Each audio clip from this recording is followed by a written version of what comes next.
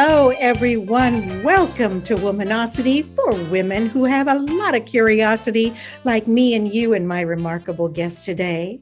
You know that I can guarantee that with every show, you're going to meet some amazing woman who has an amazing story, who will share her wisdom and impart knowledge that all of us can use.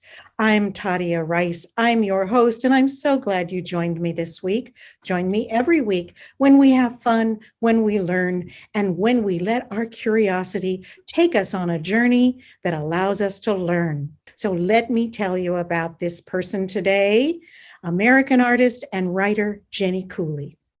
She is one of the most delightful people you could ever meet. Her sense of whimsy is reflected in her art that has taken so many forms. This colorful Santa Fe, New Mexico artist is known as a visual narrative or almost outsider. Well, we'll explain that later. Her work includes printmaking, folk art, sculptured fabric dolls, jewelry, fine paintings, monotypes, objects with glue, recycled treasures, and relics that make curious sculptures and zany necklaces made from heirloom salt and pepper shakers. Yeah, you heard that right. Heirloom salt and pepper shakers. You wear them around your neck. They're absolutely gorgeous. And if you want to make a statement, walk into a room wearing one of her necklaces, and boy, you will have conversation. Jennie is a storyteller extraordinaire, a single mother with a compelling story of self-reliance and what she calls a pioneer divorcee.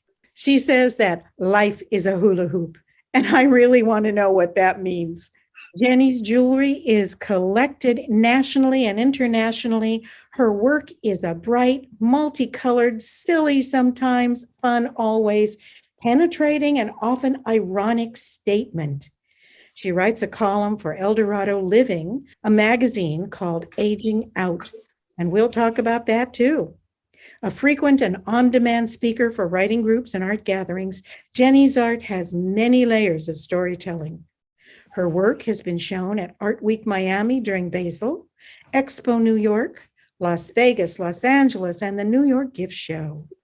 Her art has also been shown at juried events and festivals in Washington, Arizona, Oregon, New York, and California.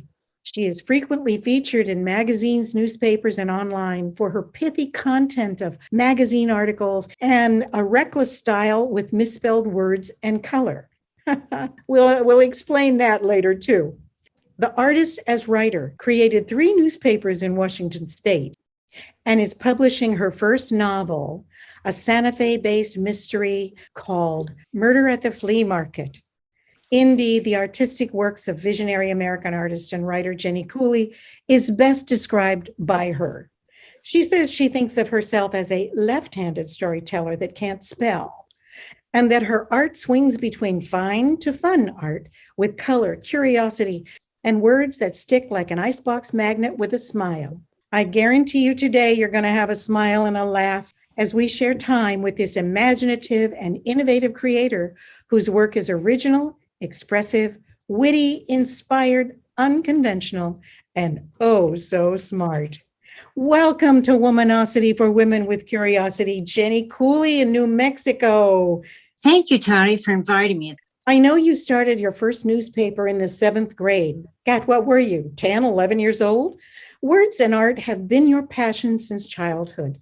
I wonder why that is. Whose advice did you follow to help you show the world who you were at that young age? Well, I think I was really lucky because I had a grandmother that I adored, and she said that I could do anything I wanted to do, and I believed her. I also lived in a rural area in a time at the very beginning of baby boomers, and at that time there was no toys because of the war. And so we made things. You made whatever you had, and I was really lucky because I had a family that had a hardware stores with every kind of tool in the world, and plenty of relatives that would teach me how to use them. So I started very early making things. My grandmother made dolls. My grandfather made doll furniture and became really well known for that. So you're talking about growing up in America during World War II, where all the women were out doing the work because the men were fighting in the war. And you had your grandmother. She sounds like she was amazing. She really believed in you. Yes, I was lucky. And it is interesting because I thought back for probably the first 5 years of my life, I saw women running the world. They did everything. They paid the bills, they did the cooking, they did the lawnmowers, whatever had to be done, the women did it. And so that was another thing. I thought, okay, women can do anything. That's And wonderful. it was a shock when the man came home. Why? What did you see when the men came home? Well, I didn't want any stranger walking in my house, this big man, and I did not want him touching my mother, let alone walking into the bedroom. My God, that was just wrong. Oh my goodness. But I think you bring up a really important point that as children, we need someone to believe in us, to care for us, to give us these messages that your grandmother gave you. So bless her heart. What was her name? Hilda Mary Rose Groves. And it was really interesting because late in life, she said to me, Jennie, I came to California as a baby in a covered wagon, and I just saw a man walk on the moon. And she said, it's so exciting to me. I can't imagine all the things you're going to see in your lifetime. Oh my goodness. Isn't that interesting? She came in a covered wagon. Well, she must have been born around 1900, turn of the century? No, right before the turn of the century. Wow, in the late 1800s. Yes. Woo, in a covered wagon. And here we are today complaining about our cars. Oh my goodness. You have done so many things, Jennie. You've been a publisher. You've sold airplanes. You're an art aficionada. What have I missed? What else have you done? Well, let's see. I wrote and produced and sold commercials for TV and cable. And maybe the biggest thing you don't know I did was I also posed as a nude model for Val Kilmer for the movie MacGruber. And it was supposed to be an aging model. The interesting thing about that was I was real worried about my grandkids seeing me nude in a movie, but I didn't get the part. But you had to audition. That is funny. And I did not know that about you. Ha. So tell me about your titles. And they make me laugh. Memoir, Fruits, Nuts, and a Little Pinocchio. Another title is Pando Diary. I have no clue what that means. And your children's book about recycling with mermaids in a washing machine. And of course, we referred to Death at the Flea Market. The titles alone make me want to read them. Please explain some of these titles. Fruits, Nuts, and a Little Pinocchio. That's my memoir. And I wrote that by the book, and I got done and decided it was really boring. So that's why I had to throw in a little Pinocchio to make it a little bit more colorful. The Pando Diary is incredibly unique because at the very beginning of the pandemic, when we went into quarantine, I'm a person that's very active and out and around and travels and does stuff. And I was stuck home. So the Pando Diary, Tadia, is quite unique. Accidentally. There's nothing else like it. I call the pandemic the Pando. And one night I was taking out the trash and I took an empty Wheaties box that my partner had emptied and I cut it apart and I used the cardboard as a canvas and I just painted what I was thinking spontaneously. And then I started doing it every night, once or twice a week. And all of a sudden, a year later, I had 58 Wheaties cartons with Pando Diary thoughts on them. And then the fun thing is they all fit inside one big Wheaties box. It's on file at the Brooklyn Library right now, and it has been published in magazines, but I'm hoping to show it in a museum show or some big retrospective kind of thing. I can see it. I can visualize it lined up on a wall, a whole room. You just go around the room. Everybody has a memory of this pandemic. And I think you have captured something, as you said, unique and one of a kind. How do you even think about these things? Oh, we're going to talk about more of that later. All right. Death at the Flea Market, your mystery novel. Can you tell us anything about that real quick? Yeah, I call it a revenge novel because I thought about someone that I don't care for and made that person the bad guy.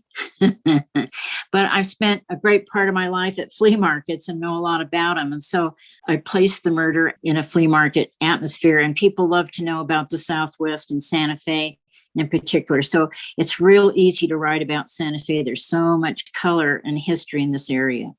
The mermaid book is I wanted to write a children's book. So I got a vintage child's toy washing machine and took the insides out. And then inside I soldered a roll of paper that would be in there. And so you roll the roller on the old-fashioned washing machine in order to read the book. And the book tells children about a mermaid that lives and taught herself to read while she lived on the Pacific Garden Patch. So it's all about recycling. Wow. So look at what your grandmother has done. She set you on this journey, and wow, I thank her.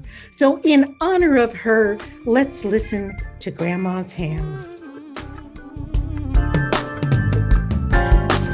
Grandma's hands clapped in church on Sunday morning. Grandma's hands play the tambourine so well. Grandma's hands used to issue out a warning. She said, Johnny, don't you run so fast. Might fall on a piece of glass, and there might be snakes there in the grass. Grandma's hands, yeah. Grandma's hands soothe the local unwed mother. Grandma's hands used to ache sometimes and swell. Oh Lord, used to lift her face and tell her, she said, baby, grandma understands that you really love that man. Put yourself in Jesus' hands, grandma's hands. Yeah, love my grandma, grandma. Oh, used to hand me a piece of candy, yeah. Pick me up each time I fell. Boy, that really came in handy. She said, Johnny, don't you whip that boy. What you wanna spank him for? He didn't draw no apple core, but I don't have grandma anymore. And when I get to heaven, looking for grandma's hand.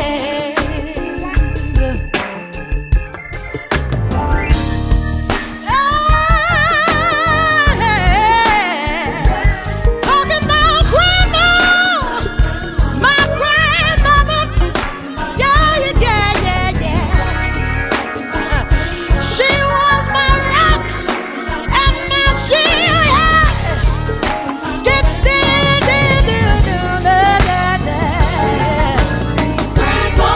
see, grandma's hands was the hands of love. She rocked me when I needed it. Yeah, yeah.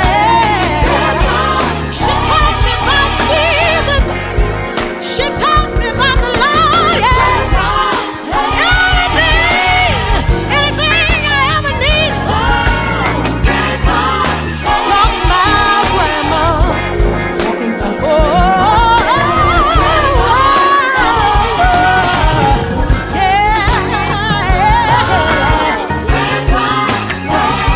She was kind, dear old grandmother of mine.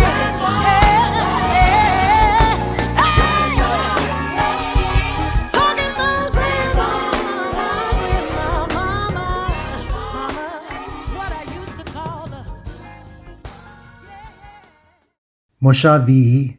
My name is Kerishi Tendero from Namibia, and you are listening to Womana Radio for well-organized men. I'm listening to.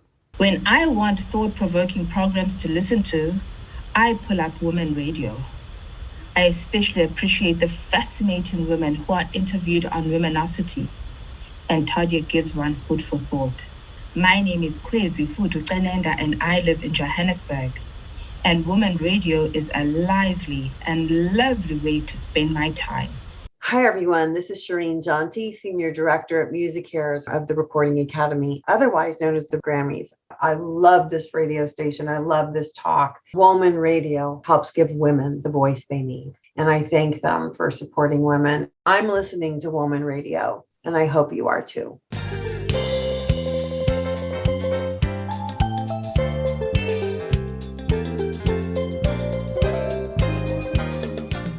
Welcome back, everyone. Thank you for being with me today and my remarkable and wonderful guest, Jennie Cooley in Santa Fe, New Mexico, in the southwest of the United States. Jennie, how did your successful California art doll business launch a lifelong career in art? Well, after I left college, I was studying monumental sculpture in the master's program in nonverbal communication. And I was working in bronze, doing enormous pieces of work. And then when I graduated, I found out how much bronze cost. So I had to start thinking of an alternative. So I went back to what my grandmother did, and I started making cloth doll art. Then one thing led to another. Then I had to sell it. So I went out selling and I had to buy groceries and so on. And then I found it was real easy to set up a cottage industry to produce these really extremely finely made dolls. It also, all of a sudden I had a serious purpose and I was being validated because it was quite successful. I think we need to describe these dolls for our listeners because they are so exceptional. When you say a fabric doll, it's not like any doll you've ever seen. I would say that it's similar to some of the stuffed socks, if you will, not that they are socks, but like a stuffed sock, but it has faces and hair and arms and legs, and it's incredibly detailed. And the dolls could be a skater, literally on a pair of little mini skates. They could be a nurse. It's the body of the doll that is so beautiful. The way you stitch the face on, the way you create the arms and legs. And then, of course, you put on these clothing, some of which you actually make. And you do it for people as an honor. I am very fortunate to have the doll you made of me. Way. And it is so hilarious and lovely. And of course, it looks like a nightclub singer. It's wearing fur and a white long dress, but strapless with big boobs. It is so cute and fun. And every time I look at it, I think of you and I marvel. And I've shown your dolls, and not just that one, but others to people. And they all go gaga. They're crazy for the dolls. So I can say that really, it's an unusual doll, not like anything you're thinking of, folks, but it's amazing. And if you want to go see what they look like, you can actually go to Jennie's webpage or on Facebook, Jennie Cooley Studio or Jennie Cooley, or what is your website, Jennie? And spell it, please. JennieCooley.com, JennieCooley.com. And what I find the easiest way, because I've made thousands of pieces of art over the years, is just Google Jennie Cooley images on Facebook, and you'll kind of see a history, because you'll see how things have evolved. Because I don't quite make things the way your doll is, Tadia. I've evolved into a way more primitive folk art look. You've evolved into a primitive look? Yes. I would say it was very sophisticated. Oh my gosh. So again, friends, JennieCooley.com. Look her up. You gotta see her art. It's amazing. So let me ask you another thing, Jennie. How do you think your art affects your audiences? Well, that's really an interesting question. Also, who collects it? I think to begin with, people smile, but there's some people that speak Jennie, because my art has a whole lot of layers on the top. It looks pretty simplistic, but after you think about it for a while, there's a whole lot more there. There's layers of intention and meaning there. How so? Currently, I just completed something I call the 3 Borat Fridas. Borat is a comedian, and Frida is Frida Kahlo. And because I'm a recycle artist, I collected 3 vintage and sort of destroyed, well-loved, we might say, ventriloquist dummies. And as I took them apart, I realized how much young Groucho Marx looked like Borat or Sacha Baron Cohen. So I started thinking about some of the movies he's made and the characters that play. And because I live in a town where Frida Kahlo, the Mexican artist, is almost a saint in our town, I decided that I would put Borat in character, and I wanted to copy all 3 of Frida's body casts. So these dolls are soft dolls, and then I put body casts on them, hand painted their heads. Frida had a broken leg. I put the legs in body casts with boots and so on. And then I dressed them in all the different phases of her life. And then I mounted them all on a vintage ironing board. I actually just finished that yesterday, but the layers there is the whole hula hoop thing. It comes around and comes around. We have humor. We have Frida. We have the history of Frida. We have vintage, well-loved things. We have recycling. It's a full story. Wow. But it's really funny. If you look at it, you have to laugh. People that don't know any of that stuff will just look at it and think it's fun to look at. They're funny. Oh my gosh, I cannot wait to see that. And I'm sure it's going to be in a museum or gallery somewhere soon. What are the greatest challenges of living as an artist? Because you really are a true artist. Probably finding places where your art fits and then trying to make a living out of it, or being happy with whatever your paycheck is. Because I feel as an artist, your paycheck is a whole lot of things. It's not just money to buy groceries. It's seeing people smile. It's seeing a little girl for the first time touch something and realize what it is and that she might be able to do that. It's walking across the plaza and you see a complete stranger wearing a giant necklace that you've made. There's all kinds of things. It's a little girl that just recently won a huge scholarship and spoke at graduation at a local high school. And she credited me with being her mentor that got her where she was. It's things like that. Wow, very rewarding. Maybe not monetarily, but rewarding in the really important ways. Tell us more about your syndicated newspaper column called Aging Out. What do you mean by that? Aging out where I live is seniors, and it's people that are probably retired, soon will be, or maybe even way past retirement. And it's real important for me to respect that. Hey, I'm becoming one of them, but also to do it with humor. It's a voice for seniors, and it's a commonality because these aging out people have great experience and stories, but I like to make fun about it. For instance, I try and come up with funny things, like I will come out to my car, which happens to be a Roadster convertible. It's a special edition racing model. And there'll be a whole bunch of guys standing around my car. So my advice, and I will write, if there's any senior women out there that are trying to pick up men, go to the grocery store and drive a hot convertible because it's unexpected. So what do the men expect and what do they get when you walk out the grocery store to get to your car? Well, they want to know how much it costs. Can they buy it? That's the first thing they ask. I happen to be a car person, so I like to explain some of the fine details, and they're just amazed. If you see it, it's beautiful. Another thing that I've written about is how many people have dementia, Alzheimer's. For instance, I just lost my brother, and I wrote a lot of articles because one of the things that was real helpful for me was I would call him up and read him parts of my memoir, and he would get really, really happy. So I write about things like that are touching people in the age zone, but try and connect it with humor and younger people too. It's respectful and purpose and validation. Interesting. So aging out is about the elderly. It's about getting old and the funny, weird things that happen to us and how to deal with them. Very, very interesting. And we're all getting older. And folks, if you're not already old, you will be.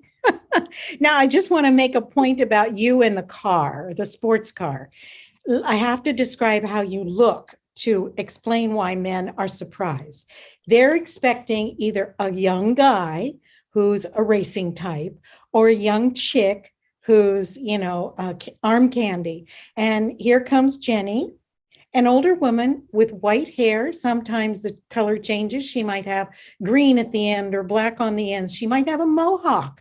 Her hair is a statement, as well as her glasses, which are always oversized and large. And she's got a very fit body and she wears young clothes. But when the guys finally realize, oh, this is a senior, this is an elderly woman, it's not what they expect. And therein is the humor of Jennie's life that she reflects in her art. Is art spiritual to you? I don't know if I'd say spiritual. I would say magic. I think art is joy, and it's a connection, and it's a commonality among all people. And I feel like it's my job or artist's job to reflect in our art what's going on around us right now. And there's a thing about some artists say is like, I like to say it, and that is, I'm making art for today. I don't care if it's going to last through the centuries or the ages or sell for 50 million. It's what I feel, what I see. And it's magic because while I'm doing it, I cannot tell you how happy I am. 8 hours might seem like 20 minutes sometimes. It's magic. That is the joy of an artist for sure. You told us, some of your greatest rewards as a result of the joy of you making your art is that you actually see people walking around wearing it, or it's in a museum, or it's mentoring the successful students you talked about that, got a scholarship. So I'd like to know, who are your heroes and why? I'd say probably my very first hero would be Simon Rodea. And Simon Rodea was a man who lived in the southern part of Los Angeles, and he took what he had, which mainly was broken pots and rocks and pieces of steel and sticks, and he made this magical series of towers out of found objects that grew up out of his backyard. It's there today. It's a beautiful thing to see. I got to go see it when I was really young, and it has always stayed with me. They're towers of these objects? Yes. How are these towers? What shapes are these towers? They're about probably 40, 50 feet tall, and they're real fragile looking. They're real airy. You can see through them, and they're like pyramid shape or a cone shape with circles going around them, and they're extremely colorful. And of course, they're aged. He probably did this in 1940s, 50s. He lived in a very low-income neighborhood. Right away, everybody thought he was gentrifying and bringing art into the area, and they wanted them torn down. But now it's a national historical thing to go and see. Watts Towers, folks, if you want to look it up, WATTS Towers in California and Los Angeles. Who else? Well, another person is James Hampton, and I first stumbled upon him in the Smithsonian Museum in Washington, D.C., and he was a man that worked in his garage his whole life, and nobody knew that he was making art. He was a janitor. He would just assemble junk and garbage, and he would cover it in tinfoil to make churches and angels and copy the Bible. And he was very religious. And then everything would be covered with recycled tinfoil. That's also available online. You can look him up in the Smithsonian. You can see these giant things that he made. Another person just took what he had and made art. So that's James Hampton. It's so wonderful that artists can inspire other artists. It's really important. And oh my goodness, I love your art. It's just wonderful. But I love art too. And, one day I want to grow up to be like you and actually be an artist, Jennie Cooley. So let's come back in just a moment and learn more about Jennie Cooley in Santa Fe, New Mexico, a most extraordinary artist whose sense of joy in creating art is reflected by the people who wear it and use it. We'll be right back, folks. Don't go away. Ni hao.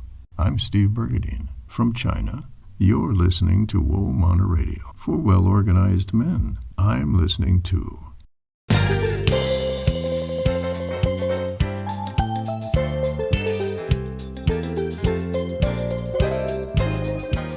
Welcome back, ladies and gentlemen. You are with me, Tadia Rice, on Womanocity for Women with Curiosity. And we are with Jennie Cooley in Santa Fe, New Mexico, in the Southwest of the United States, the extraordinary, extraordinary artist. I know that many artists are trying to sell what they create and are not often successful, but you've been able to sell your products in places like the most expensive, like Saks Fifth Avenue, to Walmart, to public broadcast television.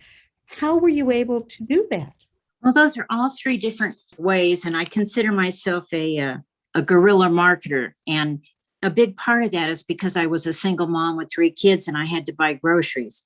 The first part to begin with, when I was making the soft sculpture dolls, they were extremely well made and high quality. And that's when I had the cottage industry going. I just went out and started knocking on doors, and I was really lucky to call on Saks Fifth Avenue in San Francisco one time, and it was just kind of a fluke because I always feel like just go big. I don't have time to always start at the bottom. So I would rather start at the top and work down. So I went to Saks Fifth Avenue, and my dolls were already starting to sell in Southern California, but I was growing this really nice home business of women that could stay home with their children and sew, and they were fabulous craftspeople. So I went to Saks Fifth Avenue, and they took one look at what I showed them, and they said, "We'll buy everything you make." And so that had been unheard of. They flew me around, for instance, to San Francisco, and I sat in the store's front window, and they made me a giant rocking chair that was probably about 12 feet high. So it looked like I was a child. And I sat in this rocking chair and sewed in the window on the street in front of the crowds. But the neat thing was I had an open purchase order. So every single thing that my company was producing at that time, they were willing to buy. That set the whole business on fire. It was really solid at that time. I've tried just about everything: flea markets, street fairs, studio tours, art galleries. I've had an art gallery on Canyon Road in Santa Fe for 6 years. I went into licensing, and because my images are kind of memorable and they're simple and people get it, so I started licensing my images to other businesses, and I went to the International Licensing Show, and I sold myself, which is what really good advice I would tell anybody is I've had agents, I've had agencies, everything. You can sell your stuff better than anybody. And so the problem there for a lot of artists is something like international licensing. It's extremely expensive to be in the show. I was working out of my garage, and there I showed up in Las Vegas, and I had a little 10 by 10 booth, which is pretty typical for street fairs. But on one side of me was Steven Spielberg's and his business, and the other side of me was Gwyneth Paltrow, and then in the middle was me. So I did that for 2 years. I could afford to do it. It sort of started taking off, and then I got an agent. The agent sells all over, and that's how it got into Walmart, started picking up my stuff. It's a really tricky business. It's very expensive, and you have to learn a lot. I learned from the ground up how to copyright and do all those kinds of things, professional photography. It's a different kind of a business. It's quite commercial, but I still would say represent yourself instead of having an agent. I did much better when I was on my own. That's really good advice for young artists or anyone, and beginning artists. They need to know. What do you wish people understood about viewing or appreciating art in different forms? Is it the artist's responsibility, do you think, to reflect what's going around them at the time? I think it's the artist's responsibility, but whatever the viewer takes away from it, that's their job. It's what that person might bring to it, because different times, different things will affect people. And, there's so many different kinds of art, and there's so many different messages going out there that, some people love realistic landscapes and other people like graffiti on the wall. We all bring whatever it is we're doing. It's the viewer's job to decide what they like or whatever. A thing that I had to learn the hard way, I had to sell my art to raise my kids. But then as I got older and things got a little bit easier, I started making more and more things that pleased myself, or things that I really wanted to do the way I wanted to do them. And that's when the real success kind of really started happening, because I felt better about myself. The stuff was valid. I could defend it if somebody wanted to discuss it. I'm really good at at art critiques, because I always love to hear what people say, and it's not an insult, and you just learn from it. I love how people react to art. What do you hope your contribution will be for women in the arts? What's your message to them? I would say, don't become a teacher. I would say make art and don't be afraid to have fun, because art is not a competition. It doesn't matter if you're the best. It only matters if you get better. And I've seen so many artists that have become teachers, and I think they're just afraid to go out there and knock on the door. And that's what you have to do. It all works, but that's what I did, and I would tell anybody to do it that way. I speak sometimes at schools. I get really discouraged when I go to high schools in the United States, public high schools, because I feel like the teachers have become babysitters. There's so many restrictions placed upon them, and there's so much confusion and back noise in the classroom that it's real sad. So you've reached out, you've given advice, do guerrilla marketing. I think that's great. Create your opportunities and fill the need. Tell us some success stories of women you know that make great art, not being afraid, not competing. Chris Roberts Anatole, she's incredibly inspiring. She's an American woman, lived in the East, and she didn't graduate from high school, and she had all kinds of learning disabilities, little ones, but a lot of them. And the only thing she had was a sewing machine. And she sat down with her sewing machine, and at first she started making clothes. And then one day she made something that was like an applique. And then she started doing things that she saw, she started appliquing. And that's a very simplification. But today she owns galleries. Her art is knocking off the wall. She was doing thread painting, which is something you do on a sewing machine, and you release all the controls. So it's like real free. It's almost like you're drawing with thread. And she did all these things just out of necessity. She had a son she had to raise. Then she just took to the streets and started knocking on doors. And her art today is extremely valuable and collected, but her imagery I really relate to and identify with. Sometimes it'll be a news story and it'll be real simple, but it's striking. What's her name again? Can you say her name again? Chris Roberts Anitu, and I believe it's Anetieu. Sometimes she goes just by Chris Roberts. She has a gallery in New Orleans, and she recently opened a gallery in Santa Fe. She's in the American Visionary Art Museum. She's one of their big stars. She's very collectible. It's amazing. You have the thread that runs through this interview is you've talked about women who've had to do things out of necessity, and they've taken their passion for art and made it an income, a workable, practical thing. So it's not just some esoteric option that women have. You call yourself a pioneer divorcee who really had to do a host of things before you really found your place in the world. Can you explain what you mean about being a pioneer divorcee? Yes, because in my peer group, divorce wasn't happening yet. I'm 79 years old, and so I got married very young. After 3 children ended up being divorced, I didn't know anybody that was divorced. No one in my family had ever had a divorce. So it was really a new thing that happened because, when we were growing up, we were all told that a man was just going to pay the bills the rest of your life and all he had to do was clean the house. Well, no, it didn't happen. I got married when I was 19, just about 20, the early 60s is when I got married. And I got divorced in the early 70s. And my former husband tied my business up in court. So I had no income and 3 children. So I moved to Washington State. And long story short, I could not do my art full time. So I went back to my other love, which was writing. And I went down to the newspaper and got a job at the local newspaper. And then in a few short years, I started my own newspapers. I ended up with 3 newspapers. I had 3 kids, 2 dogs, and $200. And I started a newspaper and I ended up owning 3. When I sold those to a big company, I wasn't quite ready to, but I was very successful, and I was competing with some of the bigger newspapers, and I got bought out. That allowed me to move to Santa Fe and make my art full time. What a great story. So nothing stops you, Jennie Cooley, not anything, not marriage, not children, not a divorce, not lack of money. You are just so resourceful and self-reliant. It is just amazing.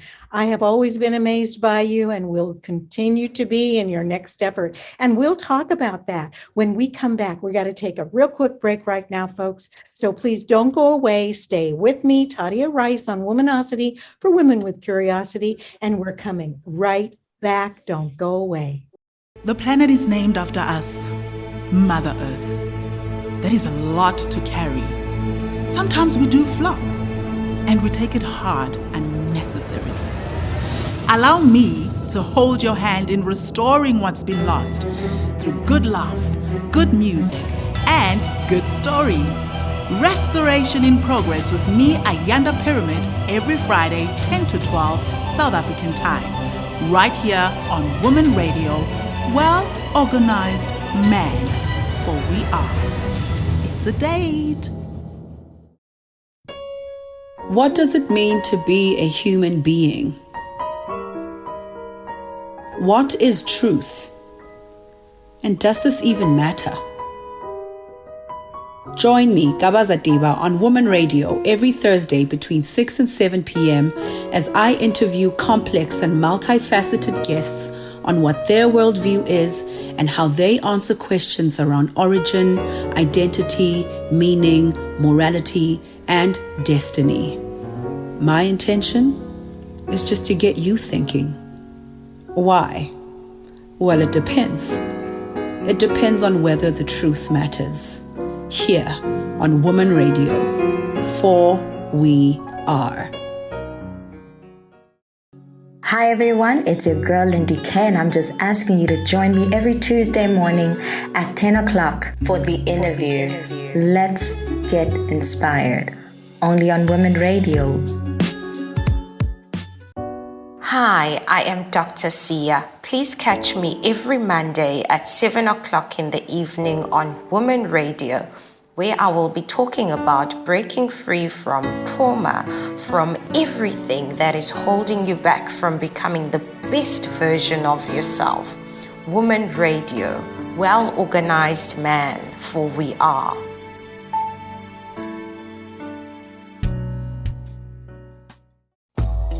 No man is an island. Ladies, let's open up and discuss issues, whether good or bad. Platforms are there. Woman Radio happens to be just one of them. I'm inviting you on the couch to further discuss areas of concern every Thursday from 10 a.m. South African time to 12 noon. On the couch with me, Yvonne Chaka Chaka, here on Woman Radio, well-organized man, for we are. Meet me at the party on the couch. Hello, everyone. So glad you're back with me in our last segment of Womanocity for Women with Curiosity. I'm Tadia Rice, your host, and I'm so happy to have in the studio with me today Jennie Cooley, American artist and writer, who is amazing. Okay, so Jennie, I want to know, how do you walk in the world? Well, Tadia, I walk in fabulous shoes at all times. I have hundreds of them. And not only the fabulous shoes, but I also wear giant, big jewelry, mine that I make. And we have a saying around here. It says, if they can't see you coming from the parking lot, you're not wearing enough stuff. Wow, that is hilarious. Well, for one thing, wearing your own art certainly helps you sell it and certainly lets people know who you are. I know you're like a celebrity in Santa Fe. And the other thing is, now we got to step back here. It's not just the fabulous shoes and the big jewelry. It's the striking white hair that is sometimes shaved on one side of your head and longer on the other side of your head. And it frames your face. And the big oversized glasses that you wear. And I mean oversized. How many pair of glasses do you have? Do you even know? I probably have 8 that have current prescriptions. But let me talk about the hair for a minute, because I think that's real important. Okay. Because I was lucky in my childhood, the way I grew up, I was pretty privileged.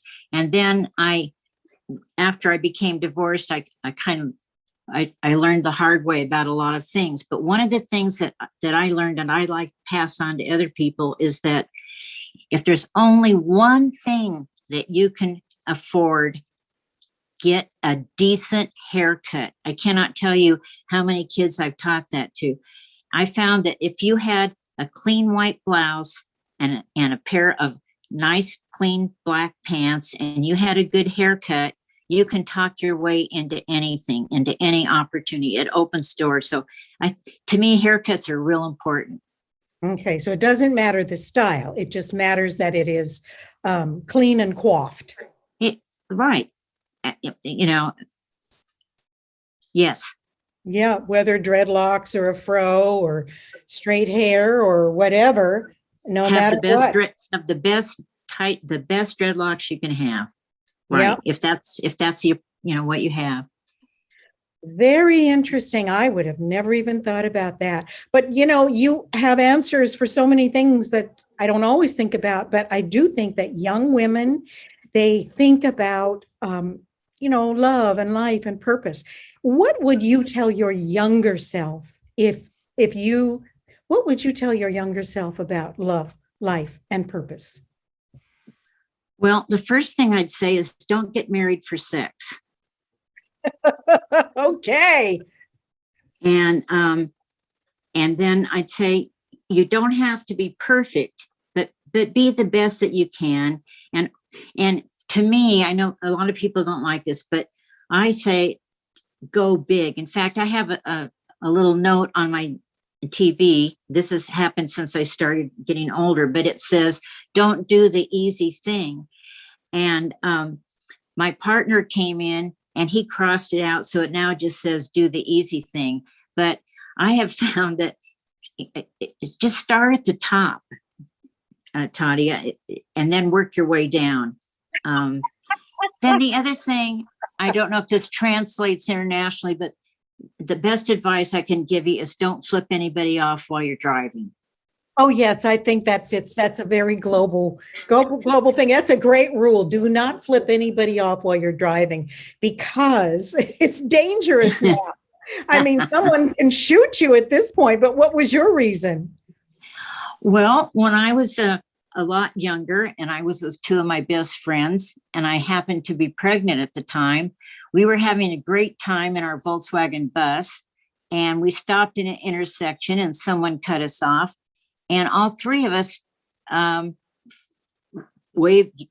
them the wave out the window, not realizing the door was unlocked to the Volkswagen bus. So we were lucky to get away from there. That was a serious lesson.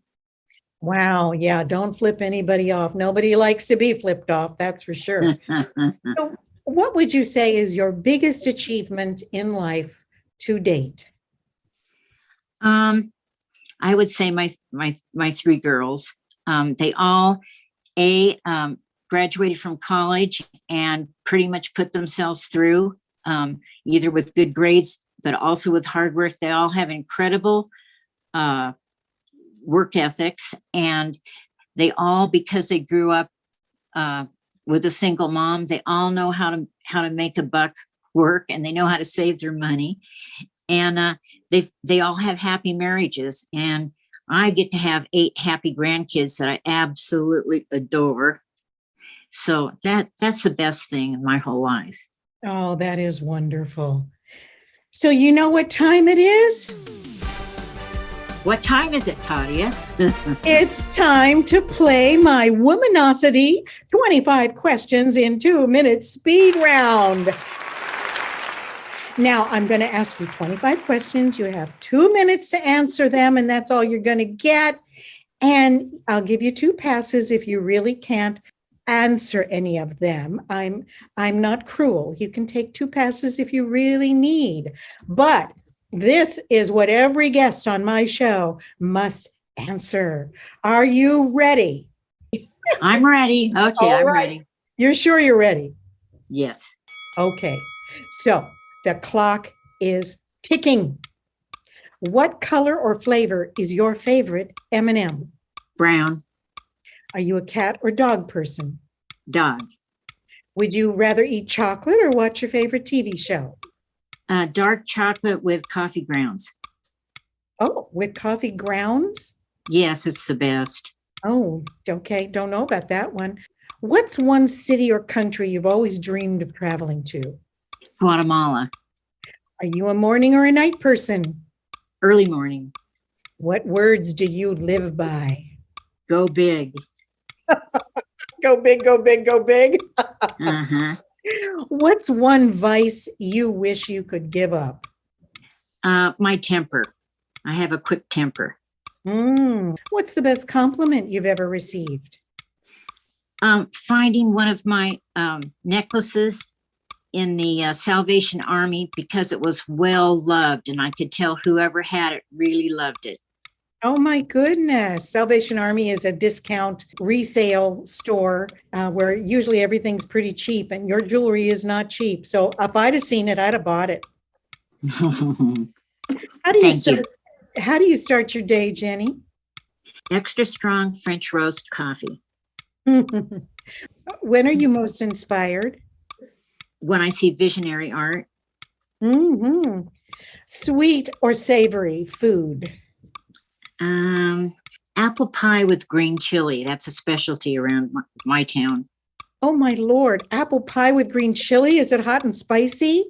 It's green chili. I can't even imagine what that might taste like. I love apple pie, but green chili? Okay. Yes, absolutely. All right. What makes you smile the most? Little kids. What's one thing people don't know about you? Whoa, I'm a blabbermouth. That's okay. I have to take a pass on that one. Okay, that's fine. Heels, flats, or sneakers? Designer boots. Oh, okay. What's inspiring you in life right now? I feel like I'm running out of time, so I've got to run faster. What's the most adventurous thing you've ever done in life? I survived a bear attack in Alaska. Oh my God. Really? Yes. Gee. Yes. Okay. How would you define yourself in 3 words? Short, left-handed, poor speller. Those are all hyphenated. Diamonds or pearls? Diamonds. Okay. What's something you notice about someone when you first meet them? Their presentation. Explain. Their haircut, how they're dressed. To me, that reflects what they think of themselves. Okay. What's the one talent you wish you had? I could carry a tune. What's your favorite color? Orange. And what color of clothing do you wear the most? Black. What's the cutest thing on planet Earth? Anything newborn. I agree. What's the best thing that happened to you this year? I sold my George Martin Game of Thrones Vespa. Pretty interesting. What is your favorite song that you'd like to hear now? Hallelujah by Katie Lang. Oh, yes. Katie Lang is so talented. Well, my dear, I thank you so much for being with me today. Thank you so much, Toddy. This was a wonderful opportunity for me, and I would love hearing from your audience. Me too. So, audience, you know how to reach Jennie Cooley, JennieCooley.com. And you know how to reach me, Tadia Rice, at Woman Radio. And in tribute to you, great artist, Jennie Cooley, American artist and writer, we're going to go out listening to K.D. Lang singing Hallelujah. Thank you for being with me today and my very special guest, Jennie Cooley. She is so amazing. I hope you enjoyed this time with me and her as I have enjoyed it with you. Make sure you listen every Saturday, 9 p.m. South Africa time. Check your time zones around the world if you're not in South Africa. Again, it's Tadia Rice with Womanocity for Women with Curiosity, signing off. Talk to you next week.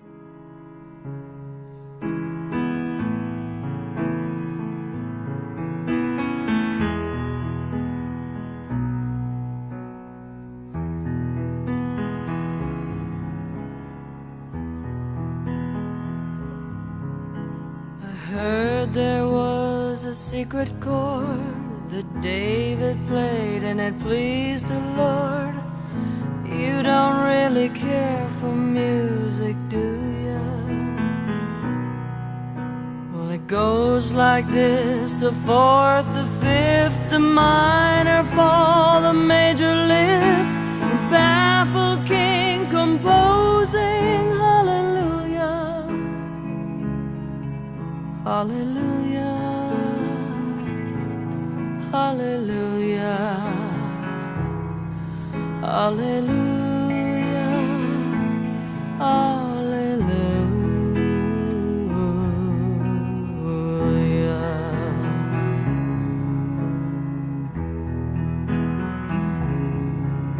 Well, your faith was strong, but you needed proof. You saw her bathing on the her beauty and the moonlight overthrew ya. Well, she tied you to her kitchen chair. She broke your throne and cut your hair, and from your lips she drew hallelujah, hallelujah, hallelujah, hallelujah, hallelujah.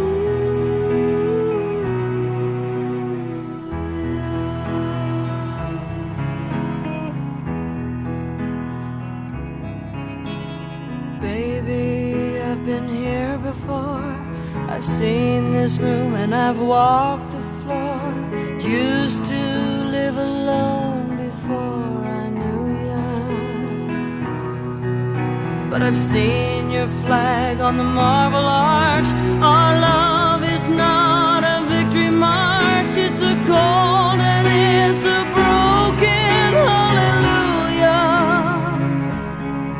hallelujah, hallelujah, hallelujah, hallelujah.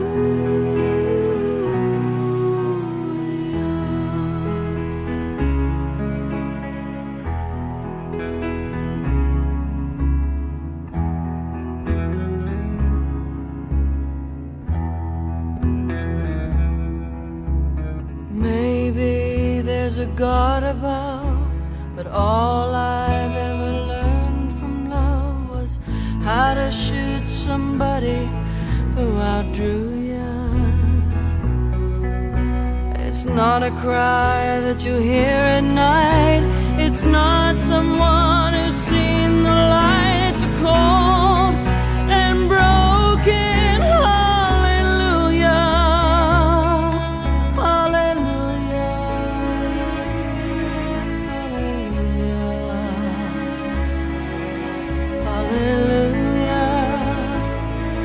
hallelujah. Hallelujah.